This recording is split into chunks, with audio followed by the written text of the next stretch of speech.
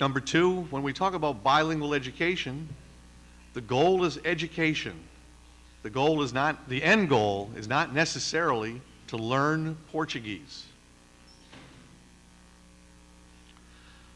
This is the difference between a clinical and an educational approach to working with deaf children. Thirdly, we need to create a system in which deaf children have access to deaf adults who are professionally trained, and those who are in the deaf world. These are important concepts that the conference had begun with, and we have to do something more than just talk about them.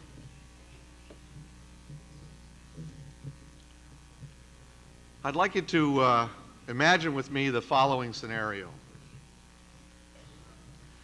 Suppose that I decided, because the United States is a powerful country, to make the rules and policies for all Brazilians. I chose a board of governors from the United States, Canada, and England. Maybe Scotland. These are all English-speaking countries. This board of governors now will make policy in law, medicine, social, and educational aspects of Brazil. To satisfy the Brazilian people, we'll have a subcommittee of 20 people.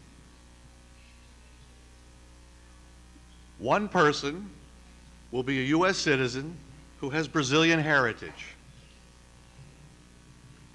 That person will be the one to represent the interests of all the Brazilian people. The first decision that this subcommittee will make is to ban Portuguese from the school and teach only in English.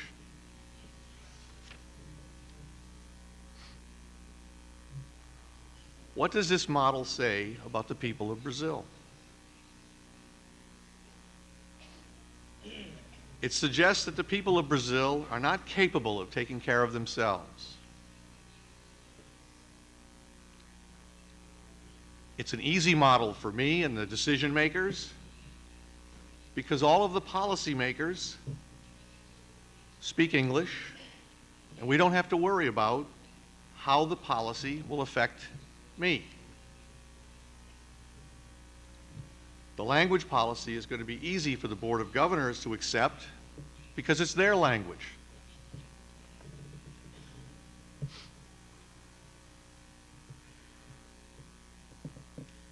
To implement the policy, we will hire only citizens from the United States, Canada, and England as teachers and administrators and lawyers and judges.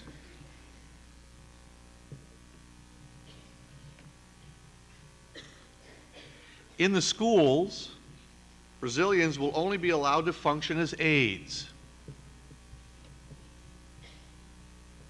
They will be paid half of what we pay the teachers, the English-speaking teachers.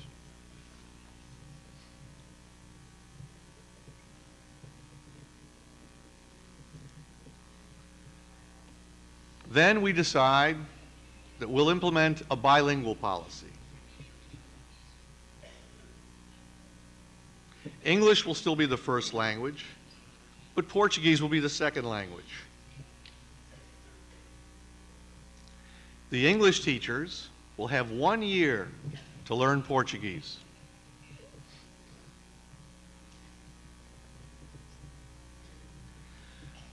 The aides in the classroom, the Brazilians, will only be allowed to use Portuguese at the direction of the teacher.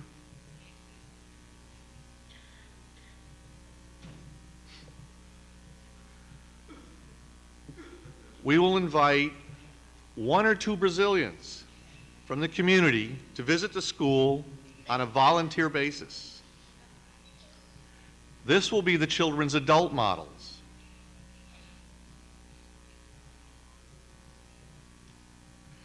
I could go on and on in this scenario, but I'll stop there. The key to educational policy related to deaf children is to require and create systems in which deaf people are trained, hired, paid the same wages, given the same positions, appointed to the Board of Governors, and participate in the decision-making process.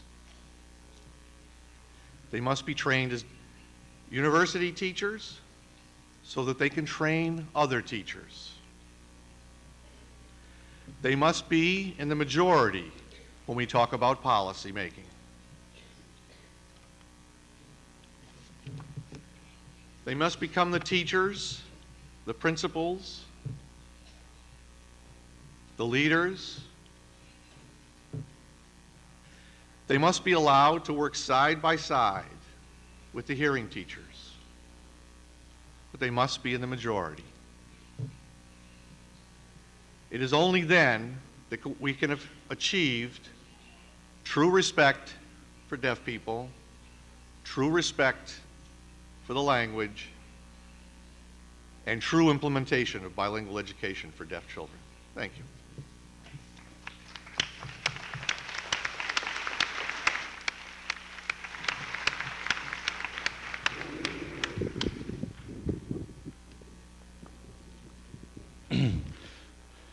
Muchas gracias, profesor Hofmeister. Seguimos ahora con la exposición de la profesora María Pilar Fernández de la Universidad de Barcelona, España.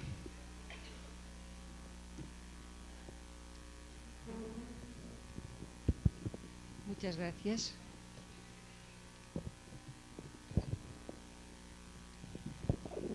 En primer lugar, antes de comenzar, deseo agradecer al profesor Carlos Escliar la posibilidad de participar en esta mesa para traer nuestras experiencias.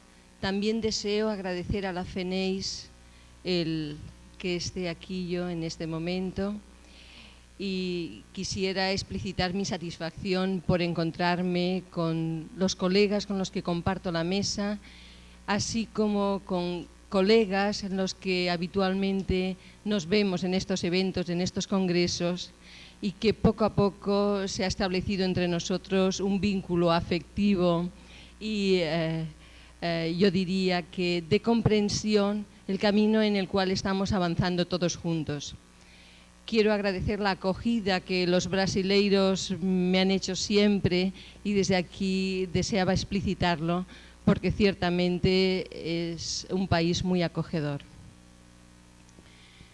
Para comenzar mi intervención, voy a indicar que con el breve tiempo que nos permite la participación en la mesa, apenas voy a poder explicar la situación que ha ocurrido en nuestro país, en España, con la experiencia de integración y de inclusión de los alumnos sordos en las escuelas ordinarias.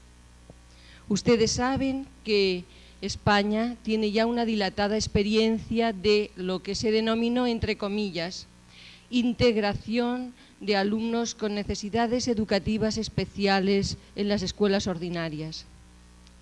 En el caso de los alumnos sordos, esta experiencia ya tiene 14 años. Varias promociones de estudiantes sordos han acabado su escolaridad obligatoria y han salido de las aulas integradoras, entre comillas. Esto nos permite disponer de algunos resultados para futuros planteamientos sobre el tema. Me parecía importante traer el tema aquí, a demanda del profesor Escliar y de algunos amigos de Brasil, porque conocemos que en este momento la ley de educación y las políticas de educación en Brasil están, en cierta forma, plagiando nuestra ley española de integración. He de decir que en muchas ocasiones en España se ha confundido el término inclusión, que se ha puesto de moda últimamente, con una ubicación física, una colocación física de los alumnos sordos en las aulas ordinarias. Esta confusión en el término, esa interpretación de inclusión por colocación del niño en un espacio físico del aula de los niños oyentes, ha tenido unas repercusiones muy negativas para un alto porcentaje de nuestros jóvenes sordos. Los antecedentes de nuestra ley de integración datan del año 1970 en España. Posteriormente, en el año 1982, se promulgó una ley todavía más integradora, entre comillas, que declaraba que todo niño, y el término del adjetivo era discapacitado, todo niño discapacitado era la palabra, podía asistir a la escuela ordinaria. Decía que esta asistencia a la escuela ordinaria, la ley decía que era con el objetivo de garantizar al niño una completa igualdad e integración futura en la sociedad. Más tarde, en el año 1985, esta ley se desarrolló mucho más, de manera que se comprometió a integrar entre comillas, a todos los niños sordos en las aulas ordinarias en el transcurso de 8 años sucesivos. La escolaridad obligatoria, primaria obligatoria, en ese año 1985, en mi país, era de 8 cursos académicos.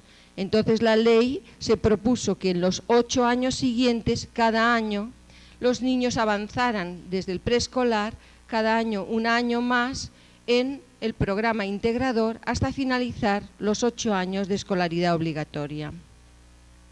Como consecuencia de ello, como ven en la primera transparencia, nosotros ahora en nuestro país tenemos una respuesta organizadora para los alumnos sordos muy diversificada, puesto que nuestro país, además, es un país con comunidades autónomas similares a los estados que hay en Brasil. Tenemos unas leyes que dicta el gobierno central y a partir de esas leyes cada comunidad autonómica puede promulgar disposiciones que interpreten la ley. En nuestro país tenemos, afortunadamente, en algunas comarcas y regiones, tenemos escuelas específicas para sordos. En otros lugares del país, después de la ley, las escuelas de sordos fueron todas cerradas. Tenemos también algunas escuelas con aulas especiales donde los alumnos sordos están agrupados en escuelas de oyentes, pero los alumnos sordos en salas para sordos. Tenemos escuelas ordinarias que se llaman de integración, en las cuales el alumno sordo está en la sala de alumnos oyentes y puede incluso haber solo un sordo en la escuela, sin conocer a ningún otro sordo ni tener contacto con adultos sordos. Y entre una y otra opción, en mi país en este momento hay todo un abanico de modalidades de escolarización de nuestros jóvenes sordos. Tras estos años de experiencia integradora, quisiera aportar aquí algunas conclusiones. Los resultados son que son escasísimos los estudiantes sordos que han superado con éxito sus estudios secundarios y que han logrado alcanzar, acceder a la universidad. Para la mayoría de nuestros jóvenes sordos, el problema no ha sido resuelto, no solo comunicativo y también educativo, en el sentido que acababa de hablar el anterior conferenciante.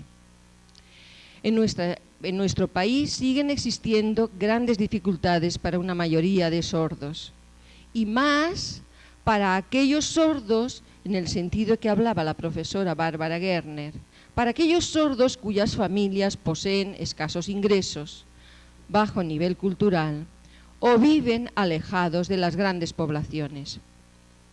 Y todos nosotros que somos educadores sabemos que el acierto de un modelo educativo, de una respuesta educativa, se produce cuando demostramos que se está ofreciendo una respuesta válida para la mayoría de los alumnos. Y este no ha sido nuestro caso. Yo a continuación quisiera mostrarles algunos resultados de estudios de opinión en mi país sobre la educación de los sordos.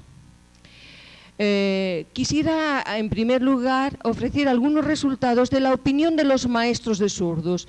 ¿Qué opinan nuestros maestros de sordos? Algunos con experiencia educativa de más de 40 años, otros de 1 a 5 años de experiencia, sobre la educación de los sordos, sobre su tradición educativa.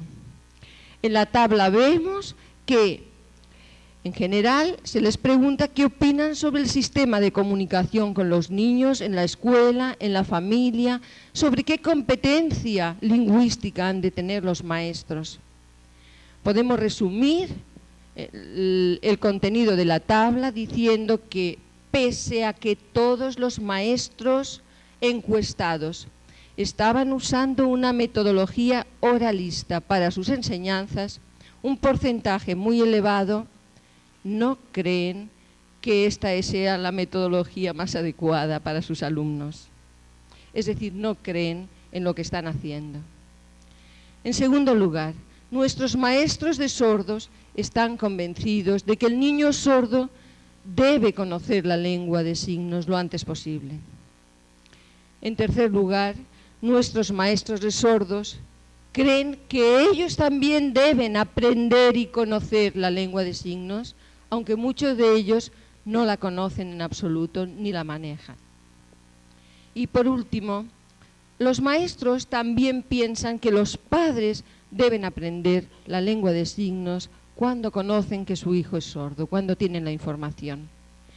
Quisiera decir que estos datos que se han obtenido en un estudio sobre 130 maestros de sordos concuerdan con los que ya obtuvo Stewart en Estados Unidos en el año 1983 sobre esta opinión de los maestros de sordos. ¿Y los padres? ¿Qué opinan los padres de los niños sordos de España? Como pasa con los profesionales de la educación, la opinión de los padres tampoco es unánime. Tienen opciones y opiniones diferentes, muchas veces consecuencia del asesoramiento que han recibido por parte de médicos o técnicos. Una madre escribe en una revista lo siguiente. Dice, así como en algunas familias persisten las reticencias contra la lengua de signos. En cambio, los padres ven muy bien todo lo que parezca integración, funcione bien o mal.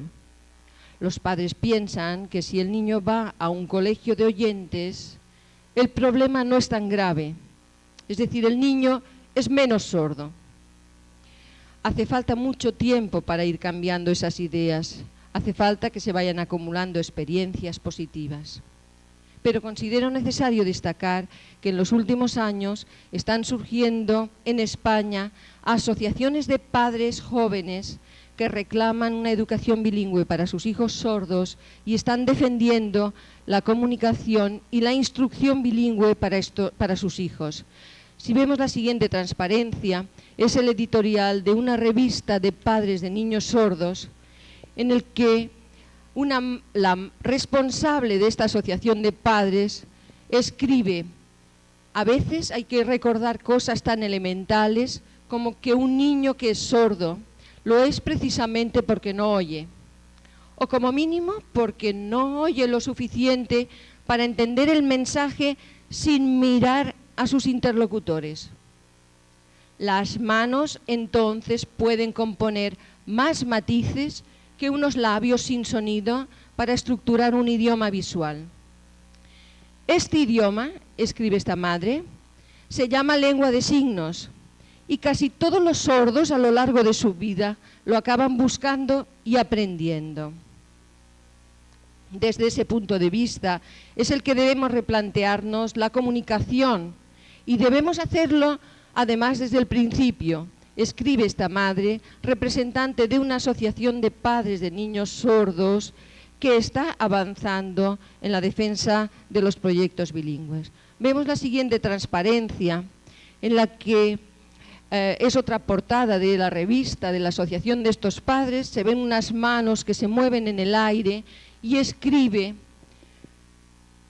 hay un texto superior muy pequeño que dice: nuestra lengua es como un nudo que se hace y se deshace, nos une y nos hace libres, es el fundamento de nuestra identidad, es garantía de nuestra libertad.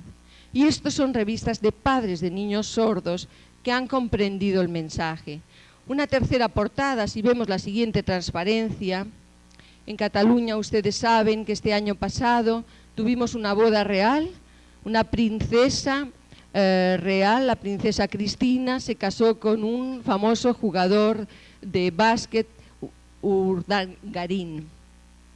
Y con ese motivo estos padres de niños sordos hicieron una portada en su revista con una pancarta que representa la boda principesca y con una pancarta que dice: queremos una boda con subtítulos, porque todas las niñas han querido ser princesas alguna vez, porque todos los niños en Cataluña son del Barça, del equipo de fútbol Barça, porque el tío de la princesa era sordo, porque los sordos, mayores y pequeños, no se quieren perder el acontecimiento. Y porque una petición suya, de los príncipes, nos ayudará a que las televisiones, de una vez por todas, sean subtituladas. Es decir, que estos padres